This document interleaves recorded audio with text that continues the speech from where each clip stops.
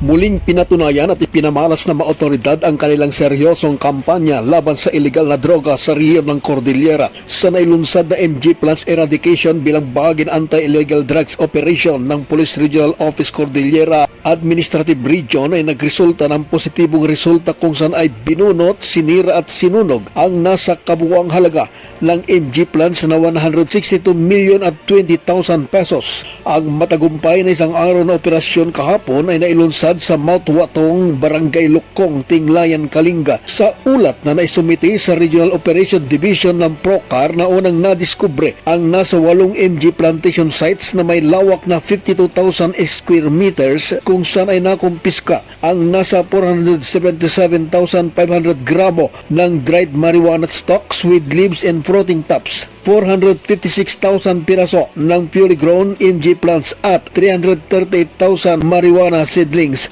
Ang operasyon na nasa ilalim ng Upland Revisit Everest 2.0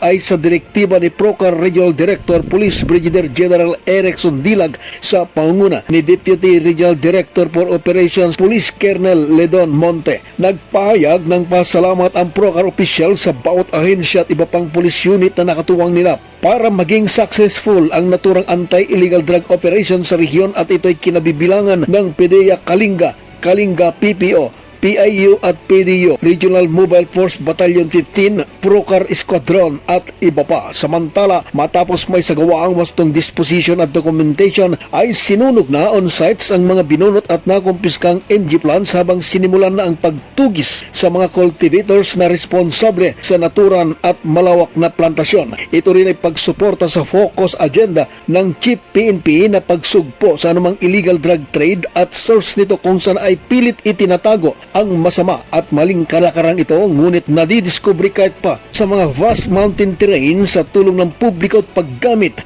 ng makabagong gadget tulad ng drones. Mula sa Cordillera Region, Fred Relyuda para sa mata ng Agila, Northern Luzon. Matatag, matapang, matapat.